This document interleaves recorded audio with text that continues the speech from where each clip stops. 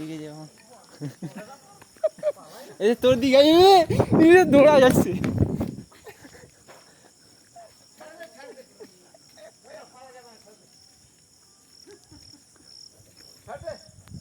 আগুন নিয়ে ওই জল জল জল দিলে পালা যাবে আর বাপেরও টেনশন নাই জল থাকলে চলে যাবে সারের নিয়ম জল গরম জল আর আগুন দুজনে দু পাকে আছেন তাই একজন জল ছিটাতে আর একজন আগুন দেখাতে চলে যাবে